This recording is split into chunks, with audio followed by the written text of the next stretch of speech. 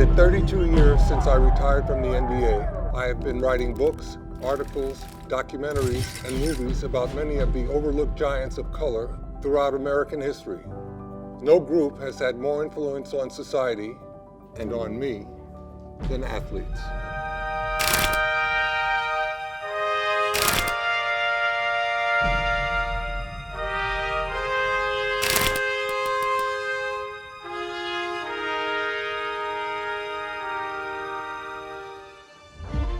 Because of the courageous men and women who played games for a living, I have not only seen further, but been able to achieve more in a profession and a country that for so long routinely resisted people of color, and sadly, still does.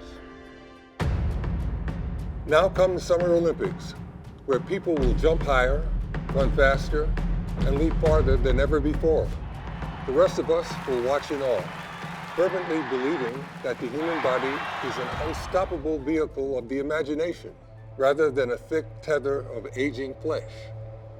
To watch Olympic athletes soar is to feel, if even for a few moments, untethered. In 1968, I was asked to join the Olympic men's basketball team, but I refused, as a protest against the police violence and brutal racism bubbling up throughout the country. I didn't feel comfortable being an envoy of the American way to the rest of the world.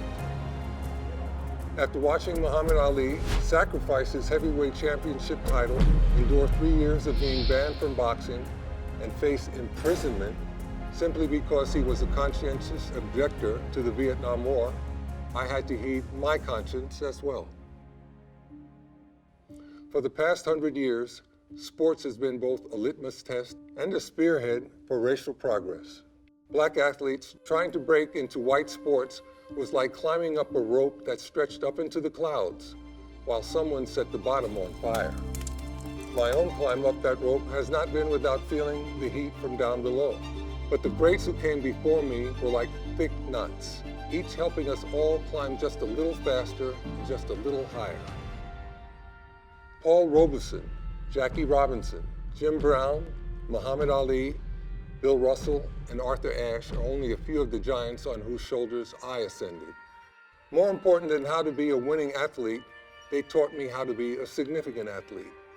Taught me that by speaking out about injustice, I was providing strong shoulders from which the next generation could climb higher.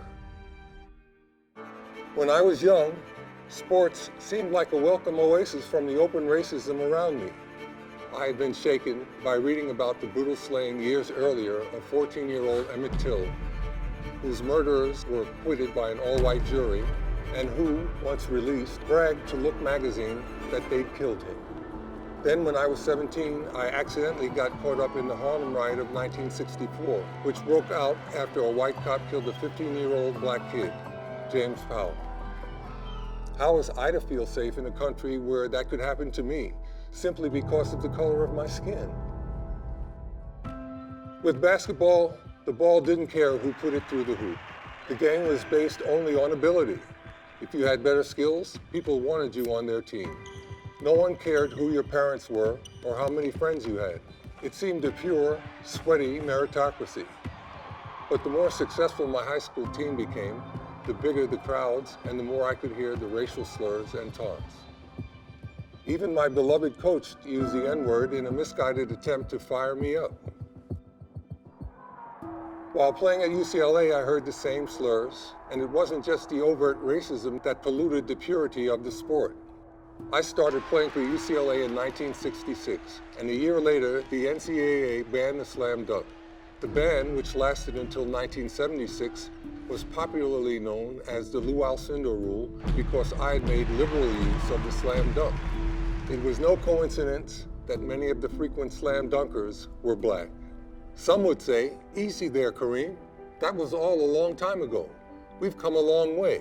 Yes, but not as long a way as many white people think. There's been plenty of publicity about how COVID-19 is having a much greater effect on the Black and Latinx communities, both in the death rates and the economic devastation. And last summer, tens of millions of people marched to protest police brutality against blacks in the largest protest movement in U.S. history. The headlines are also filled with the aggressive attempts of states across the country to pass hundreds of laws to restrict access to voting, which will mostly impact minority and poor voters. How much have times changed? But simply unfinished. We, the successors of a country and a time where a skinny black girl. Amanda Gorman, the 23-year-old black poet who read at President Biden's inauguration, is now one of the most recognizable black people in the country. Yet in March, she tweeted that she was followed home by a security guard who said she looked suspicious and demanded to know if she lived there. Or considered the two black men waiting for a friend at a Starbucks in Philadelphia, whom the manager called the police on because they were not paying customers. Where do we belong?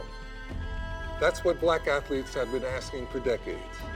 Unfortunately, they are forced to keep asking that question, because black athletes can't just perform for fans and forget that while they're being cheered, their own children are in danger when they're just walking home or waiting in Starbucks.